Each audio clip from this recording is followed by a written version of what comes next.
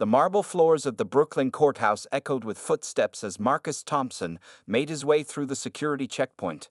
At 45, his broad shoulders and athletic build still commanded attention, though the gentle eyes behind his wire-rimmed glasses told a different story than they had 20 years ago. It was a typical Wednesday morning in March, and Marcus hadn't planned to be here. He'd been driving to the community center where he mentored at-risk youth when something made him turn his car around. Call it instinct, call it divine intervention. He'd learned to trust these feelings over the years. The courtroom was already packed when he slipped into the back row. Case after case moved through the system like a conveyor belt of human stories, each one carrying the weight of lives about to change forever. Marcus observed silently, his weathered hands folded in his lap, until they called out the name that would change everything. Case number 2347, Jamal Wilson. A skinny teenager shuffled forward in his orange jumpsuit, chains around his ankles making a harsh metallic sound against the floor. At 17, Jamal Wilson looked like he was trying his best to appear tough, but Marcus could see the fear dancing behind his eyes. The boy's mother sat in the front row, her face buried in her hands. The prosecutor stood up, adjusting his tie before speaking. Your Honor, the defendant faces 5 felony charges, including armed robbery, possession of illegal firearms, and assault with a deadly weapon. Given the severity of these crimes and the defendant's history of juvenile offenses, the state recommends a minimum sentence of 10 years. Marcus watched as Jamal's shoulders stiffened. He recognized that posture, the same one he'd worn like armor at that age. It was the stance of someone trying to convince the world they didn't care, while inside, their heart was pounding so hard it felt like it might explode. The public defender, a tired-looking woman with folders spilling out of her worn briefcase, did her best to paint a picture of a troubled youth who needed rehabilitation, not incarceration. But Marcus could tell from the judge's expression that her words weren't landing. He'd seen that look too many times before. As the proceedings continued, Marcus studied Jamal more closely. The boy's hair was braided neatly. Someone cared enough to do that for him before court. His jumpsuit was clean, but it hung loose on his frame, suggesting he'd lost weight in juvenile detention. Every few minutes, Jamal would glance back at his mother, his tough facade cracking just slightly each time. The judge, an older man with silver hair and reading glasses perched on the end of his nose, reviewed the case files with a frown. Mr. Wilson, do you understand the seriousness of the charges against you? Jamal nodded, then mumbled a barely audible, yes, sir, when prompted to speak up. And do you have anything to say before we proceed with sentencing? Jamal shifted his weight from one foot to the other, the chains rattling. Nah, he said, trying to sound indifferent but his voice cracking slightly. Just do what you gotta do. Marcus felt his heart tighten. The words could have come straight from his own mouth 2 decades ago. He remembered standing in those same shoes, thinking he was being brave by showing no emotion, not realizing that his attitude was only digging his hole deeper. The judge sighed, reaching for his gavel, and something inside Marcus snapped. Before he could even think it through, he was on his feet. Your Honor, his deep voice carried across the courtroom, causing heads to turn. If the court would permit it, I'd like to make a statement. The judge peered over his glasses, surprised by the interruption. And you are? Marcus Thompson, Your Honor. I run the Second Chance Youth Program in East Brooklyn, and I believe I might have something relevant to contribute to this case. The prosecutor started to object, but the judge held up his hand. Something in Marcus's bearing, his quiet authority, made the judge pause. He studied Marcus for a moment, then nodded slowly. Very well, Mr. Thompson, please approach the bench. As Marcus moved forward, he caught Jamal's eye. For a split second, there was a flash of recognition, not of Marcus himself, but of something deeper. It was like looking in a mirror across time, and Marcus knew that everything he was about to say would change not just one life, but many. Marcus stood before the court, his presence commanding attention without effort. The fluorescent lights cast shadows under his eyes, highlighting the small scar above his left eyebrow, a reminder of his own troubled past. As he gathered his thoughts, memories from 25 years ago flooded back, sharp and clear as photographs. Your Honor, Marcus began, his voice steady and deep. When I look at Jamal Wilson, I see myself at 17. Same walk, same look in his eyes, same anger burning just beneath the surface. He paused, noticing how Jamal's shoulders tensed at his words. The courtroom remained silent, even the usual shuffling of papers and whispered conversations falling still. Jamal's mother lifted her head from her hands, her tear-stained face turned toward Marcus with a glimmer of hope. In 1999, I stood exactly where he's standing now, Marcus continued, gesturing toward Jamal. I had that same orange jumpsuit, those same chains around my ankles, and that same attitude that said I didn't care what happened to me. He took a step closer to Jamal, who was now watching him with poorly concealed interest. Back then, I was running with the East Side Kings. Started as a lookout when I was 14, moved up to carrying weapons by 15, and by 17, I was facing charges that could have put me away for 15 years. Marcus noticed the slight widening of Jamal's eyes. The East Side Kings were still active, still recruiting young men with promises of family and respect. The judge leaned forward in his chair, removing his glasses. Mr. Thompson, are you saying you were a member of the East Side Kings gang? Yes, Your Honor. Was a full member by 16, had my own crew by 18. Thought I was untouchable. Marcus rolled up his sleeve, revealing a faded tattoo. 3 crowns intertwined with thorns. Jamal's eyes locked onto the marking, recognition flashing across his face. The day I stood in court, nobody spoke up for me. Nobody told me what I'm about to tell Jamal. Marcus turned to face the young man directly. I see you checking out this tattoo. You probably know some guys who have it right now, don't you? Jamal tried to maintain his tough expression, but his slight nod betrayed him. Let me tell you what this tattoo really means, Marcus continued, his voice dropping lower. It's not a mark of respect, it's a brand. Like cattle, they mark you as their property, make you think you're family, but the second you get locked up, watch how fast that family disappears. The prosecutor shifted uncomfortably in his chair as Marcus spoke. Even the judge seemed transfixed by the raw honesty in his words. I had 5 felonies by 19. Thought I was building a reputation, earning respect. Want to know what that reputation got me? 12 years in Sing Sing. Missed my mama's funeral. Missed my sister's wedding. Missed watching my nephew grow up. Marcus's words hung heavy in the air.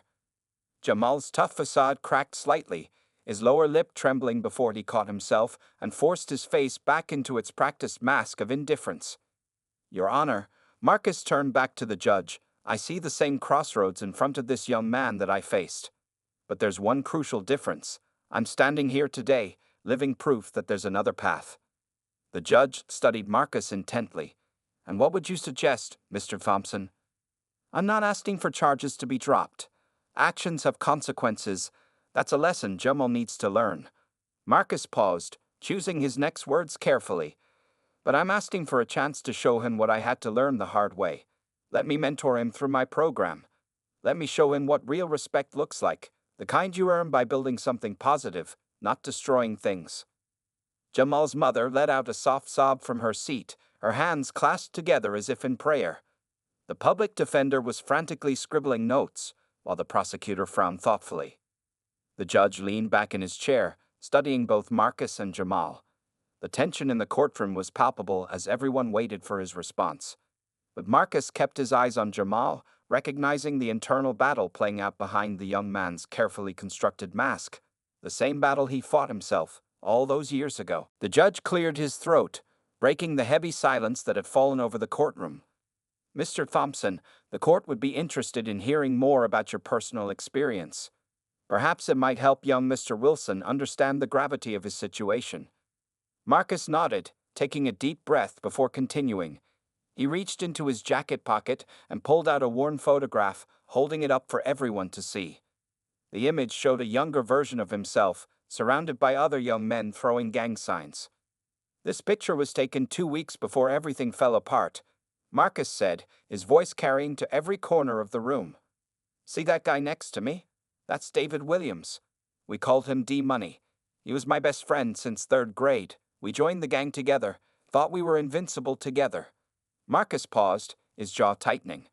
A week after this photo was taken, D-Money took 3 bullets to the chest in a drive-by. Died right there on the corner of Malcolm X Boulevard. Jamal's tough expression wavered. His eyes darted between the photograph and Marcus's face, seeing the pain that still lingered there after all these years. I was there when it happened, Marcus continued. Held my best friend while he bled out on the sidewalk. You know what his last words were? He looked directly at Jamal. He said, "Tell my mama I'm sorry." He was 17, just like you. The courtroom remained absolutely silent. Even the court reporters' fingers had stopped their constant movement across the keys. After D-Money died, I got reckless. Started carrying bigger guns, doing crazier things. Thought I was honoring his memory by being more violent, more ruthless. That's how I ended up with 7 felonies by 19. Marcus moved closer to Jamal. But let me tell you what prison really looks like, young man. Not the stuff you hear about from guys trying to sound tough. Jamal shifted uncomfortably, the chains around his ankles making a soft clinking sound. First night in Sing Sing, I cried like a baby, Marcus admitted, his voice unwavering. Grown man, supposed to be this tough gangster, crying in a cell smaller than your bathroom. You know why? Because that's when it hits you, when you realize everything they told you on the streets was a lie. All that talk about family, about having each other's backs, none of them wrote me. None of them put money on my books. None of them took care of my mama like they promised. Marcus pulled out another photograph, this one showing him in a prison jumpsuit, his face harder, his eyes empty. This was me 3 years into my sentence. By then, my mama had cancer. She begged the prison to let me see her one last time before she passed. You know what they told her? That her son was considered too high risk for a supervised visit. Tears were now flowing freely down Jamal's mother's face. Her son was fighting to maintain his composure, but his hands had balled into fists, knuckles white with tension. I made my mama bury her best friend's son, then I made her watch me go to prison, and finally, I made her die alone. Marcus's voice cracked slightly. That's what this life does. It doesn't just destroy you, it destroys everyone who loves you. The judge was leaning forward now, completely engaged. The prosecutor had stopped taking notes, his pen forgotten in his hand. Jamal, Marcus said softly, I know right now you think you're too far gone. 5 felonies, you're thinking there's no coming back from that, but I'm standing here telling you there is. It's not too late to change your story. It's not too late to be the son your mama deserves, to be the man you were meant to be. For the first time since the hearing began, Jamal's mask completely crumbled. A single tear rolled down his cheek, which he quickly tried to wipe away with his shoulder, his hands still cuffed in front of him. Your Honor, Marcus turned back to the judge, I'm not asking you to let him walk free. I'm asking you to let me show him another way. Let me be the person I needed when I was standing in his shoes. The silence that followed was electric with possibility. In that moment, everyone in the courtroom could feel that they were witnessing something profound. Not just a hearing, but potentially the turning point in a young man's life. Marcus stood firm in the courtroom, his presence now like an anchor in a storm. He could see his words had cracked Jamal's facade, but he knew from experience that the hardest truths were still to come. Let me tell you about a regular day in prison, Marcus continued, his voice carrying the weight of lived experience. You wake up at 5 a.m. to the sound of metal doors slamming. Your cell is 8 by 10 feet, and you spend most of your day in it. The mattress is so thin you can feel every metal spring digging into your back. The toilet is right next to your bed, no privacy, just you and your cellmate trying to maintain some dignity in a cage. Jamal's shoulders hunched slightly, his attempt at appearing unfazed beginning to crumble. You think the gang life is tough? In prison, you're constantly watching your back. Every meal, every shower, every moment could be your last. You know what happened my first week inside? Marcus paused, making sure he had Jamal's full attention. I watched a 19-year-old kid get stabbed 16 times over a pack of cigarettes. That's how cheap life becomes in there. The prosecutor had stopped shuffling his papers, his usual professional detachment giving way to rapt attention. Even the court officers stood perfectly still, caught up in Marcus's testimony. But you want to know the worst part? Marcus took another step closer to Jamal. It's not the violence. It's not the food. It's not even the lack of freedom. It's the time. The way it stretches out in front of you like an endless road. You sit in your cell, counting days that feel like years, while the world outside keeps moving without you. Marcus pulled out another photograph, this one showing a young girl in a graduation cap and gown. This is my niece, Sarah. She was 2 when I went in. This is her high school graduation. I missed it. Missed her first words, first steps, first everything. You think your boys in the street are going to pause their lives while you do time? Life moves on, Jamal. The world doesn't stop spinning because you're locked up. Jamal's mother let out a soft whimper from her seat, and for the first time, her son turned to look at her directly, his eyes filled with uncertainty. Let me tell you about phone calls, Marcus continued. You get 15 minutes. 15 minutes to hear your mama's voice, to try to explain why you can't be there when she needs you. And every call ends the same way, with her crying and you pretending you're strong enough to handle it. But at night, in your cell, that's when the real pain hits. The judge removed his glasses, wiping them slowly with a cloth, his usual stern expression softened by the raw honesty of Marcus's words. I spent 12 years watching other men's children grow up through photographs. Watch my homeboys get married, have kids, build lives, all through pictures and letters that came less and less frequently as the years went by. You know how many of my so-called brothers from the street still wrote to me after 5 years? None. Not one. Marcus reached into his pocket one last time, pulling out a creased paper, a death certificate. This is my mama's death certificate. I got it 2 days after she passed. Was told I couldn't attend the funeral because I was still considered a security risk. Had to say goodbye to the woman who gave me life by staring at a piece of paper in my cell. Jamal's tough guy act had completely dissolved now. Tears streamed down his face, though he tried to hide them by looking at the floor. But here's what I want you to understand, Jamal. Marcus's voice softened. Every single day I spent in that cell, I thought about what I could have done differently.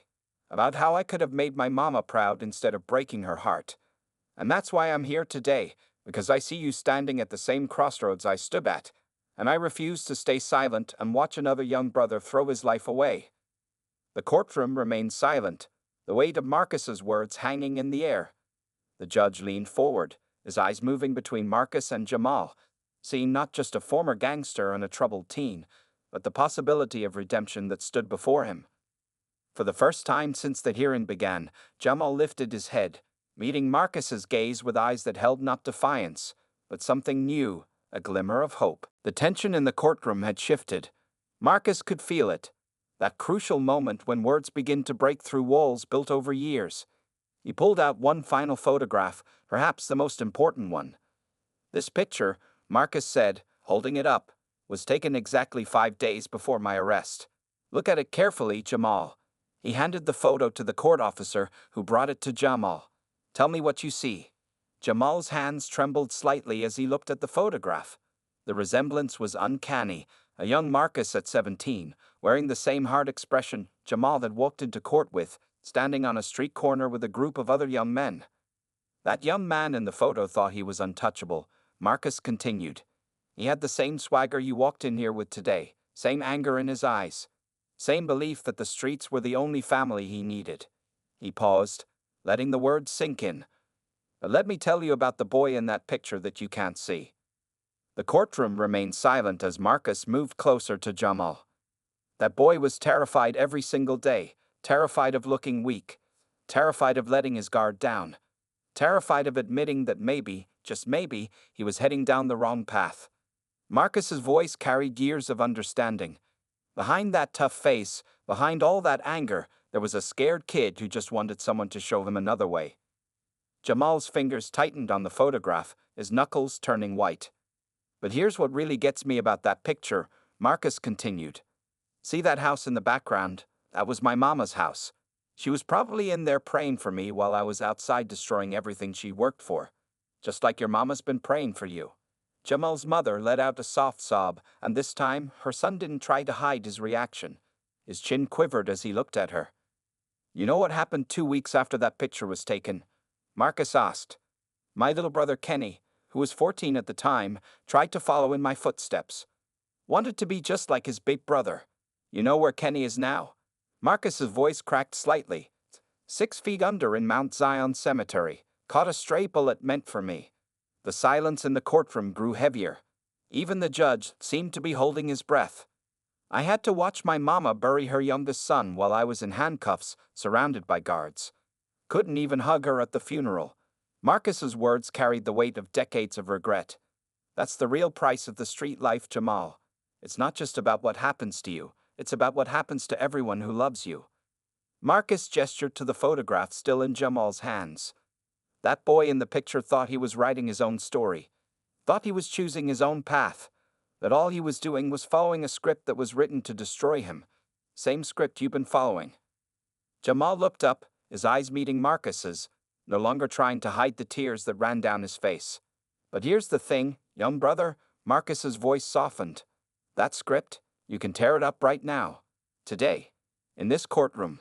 You can choose to write a different story.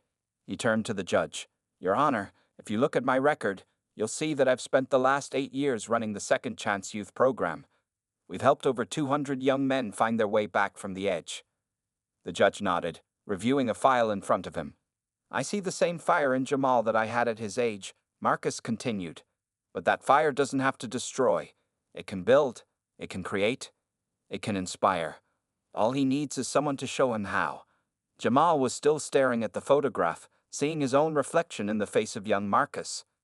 The mask he'd worn into court had completely crumbled, replaced by something raw and real, the face of a boy who suddenly realized he stood at a crossroads. Marcus watched as Jamal carefully handed the photograph back to the court officer, then did something unexpected. He turned to his mother and, in a voice thick with emotion, said the words that would change everything.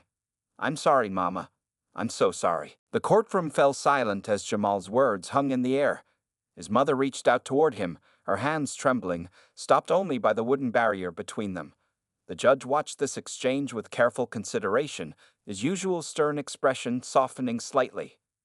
Your Honor, Marcus spoke into the silence. I'd like to present a proposal for Jamal's rehabilitation. He pulled out a folder from his briefcase and handed it to the court officer. This is the outline of our Second Chance Youth Program. It's a 12-month intensive mentorship that includes education, counseling, job training, and community service. The judge opened the folder, scanning its contents while Marcus continued. The program has 3 phases, Marcus explained, his voice steady and confident. Phase 1 is about accountability, facing what you've done and understanding its impact. Phase 2 focuses on education and skills development. Phase 3 is about giving back to the community and becoming a mentor to others. Jamal lifted his head, listening intently for the first time since the hearing began. We maintain a strict schedule, Marcus continued. Participants attend classes 5 days a week, meet with counselors twice weekly, and perform community service every weekend. There's mandatory drug testing, curfew monitoring, and regular check-ins with probation officers. The prosecutor leaned forward in his chair. And what's your success rate, Mr. Thompson? 78% of our graduates have not reoffended, Marcus replied without hesitation. 85% have either found stable employment or enrolled in college. These aren't just statistics, Your Honor. These are young men who, like Jamal, were standing at a crossroads. The judge removed his glasses, studying Marcus carefully. And you're willing to personally oversee Mr. Wilson's participation in this program? Yes, Your Honor. I'll be directly responsible for his progress. Marcus turned to Jamal. But understand this, young man, this isn't an easy way out. This program is harder than prison in many ways because you have to face yourself every single day. You have to confront every choice you've made and do the work to make different ones. Jamal straightened his shoulders, meeting Marcus's gaze. I want to try, he said, his voice barely above a whisper. Then louder, I want to change. The prosecutor stood up. Your Honor, while I appreciate Mr. Thompson's program, the severity of the defendant's crimes cannot be overlooked. We're talking about 5 serious felonies. I understand the severity, Marcus interjected. But I also understand that sending a 17-year-old to prison guarantees one thing. They'll come out worse than he went in. I'm offering an alternative that could break the cycle. The judge held up his hand, silencing both men. He turned his attention to Jamal. Young man, if I were to consider this alternative, I need to hear from you. Why should I give you this chance? Jamal swallowed hard, looking first at his mother, then at Marcus, before addressing the judge. Your Honor, he paused, struggling to find the words. I always thought I knew what being tough meant. Thought it meant not caring, not feeling. But listening to Mr. Thompson, I realized being tough is actually about facing your mistakes. I made a lot of them, and I've hurt a lot of people, especially my mama. His voice cracked, but he continued. I can't take back what I did. But if you give me this chance, I promise I'll work harder than I've ever worked to make it right. I don't want to be another statistic. I don't want my mama to have to visit me in prison. I want to be someone she can be proud of. The judge sat back in his chair, considering everything he'd heard. The courtroom waited in tense silence as he reviewed the program documents again. Finally, he looked up. Mr. Wilson, I've seen many young men stand before me making promises they had no intention of keeping.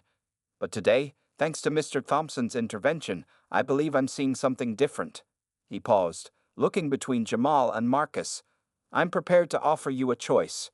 The tension in the room was palpable as everyone waited for the judge's next words, knowing they would determine not just Jamal's immediate future, but potentially the course of his entire life. The judge leaned forward, his hands clasped together on the bench. Mr. Wilson, I'm prepared to offer you conditional release into Mr. Thompson's program, with several strict stipulations. He paused, making sure he had Jamal's complete attention. However, understand this: any violation, no matter how small, will result in immediate incarceration for the full term of 10 years. Is that clear? Jamal nodded firmly. Yes, Your Honor. These are the conditions, the judge continued, reading from the document before him. First, you'll participate in every aspect of the Second Chance Youth Program for a minimum of 12 months. Second, you will maintain a 9 p.m. curfew and wear an ankle monitor. Third, you will complete your GED within 6 months. Fourth, you will perform 500 hours of community service. And fifth, you will submit to random drug testing. The prosecutor stood up. Your Honor, the state would like to add 2 conditions. The judge nodded. Proceed. Weekly check-ins with a probation officer and absolutely no contact with known gang members or associates. Agreed, the judge said, then turned back to Jamal. Mr. Wilson, do you understand and accept these conditions? Jamal straightened his shoulders. Yes, sir, I do. Mr. Thompson, the judge addressed Marcus, you understand the responsibility you're taking on.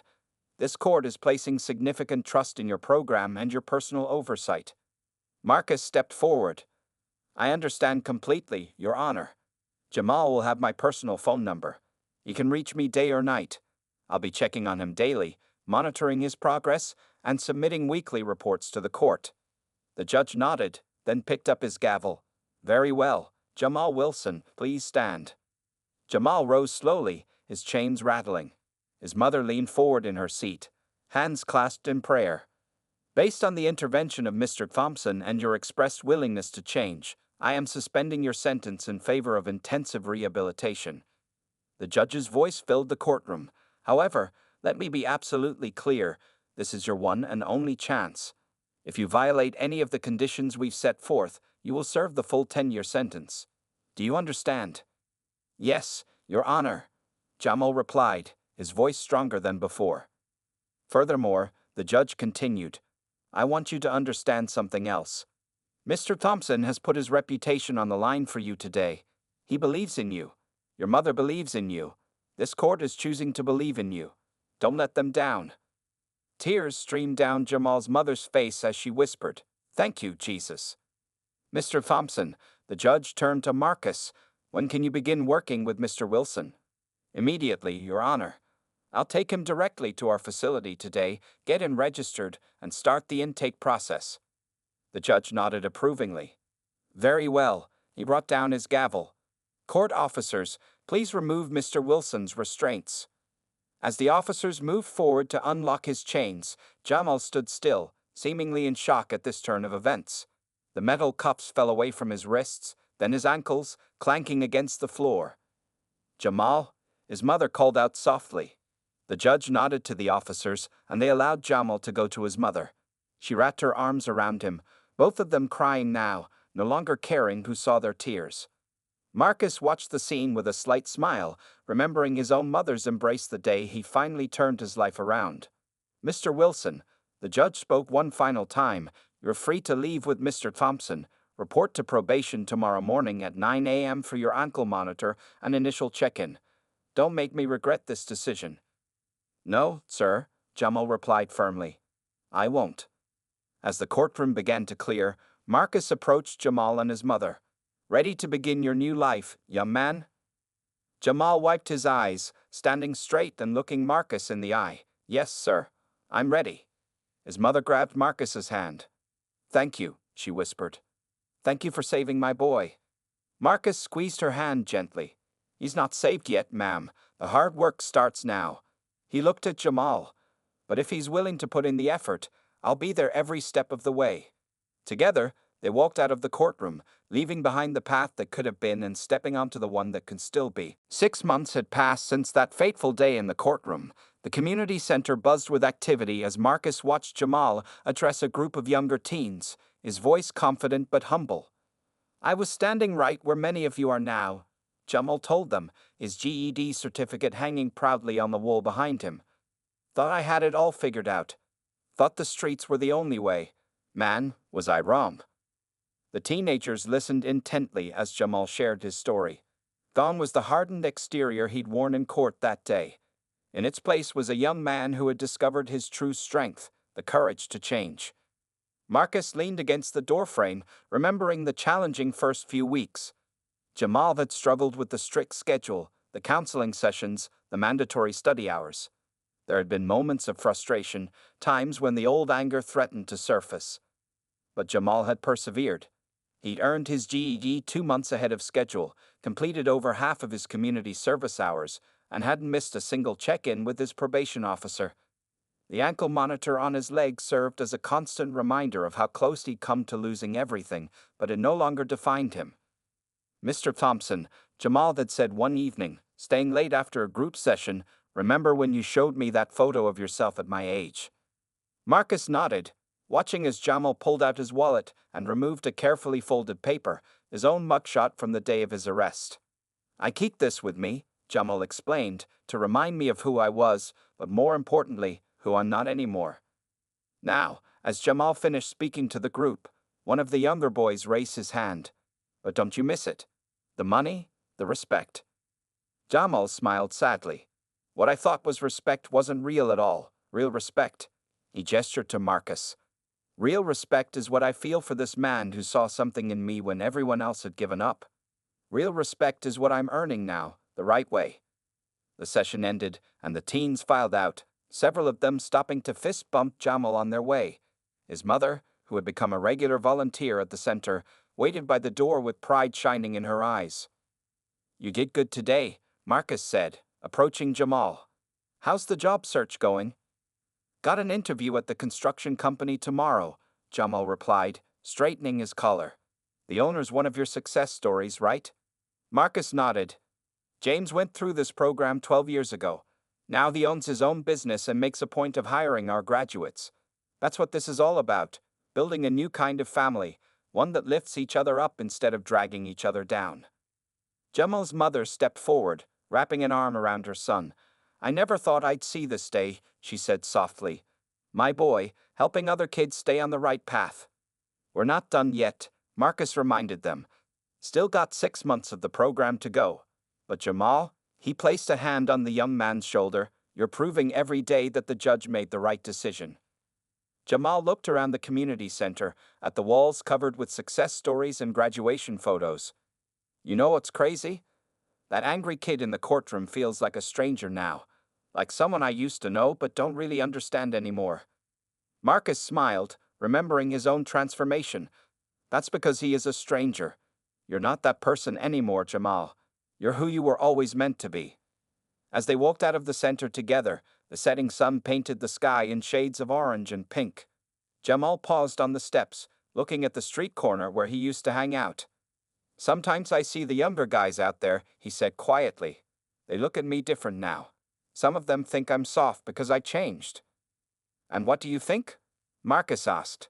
Jamal stood taller, his eyes clear and determined. I think real strength isn't about who you can hurt or what you can take. It's about having the courage to become something better than what the streets told you could be. Marcus nodded approvingly as they walked to their cars. Another day was ending at the Second Chance Youth Program, but for Jamal, like so many others before him, it was just another step in a continuing journey of transformation. A journey that had started with one man's decision to speak up in a courtroom and another's courage to listen.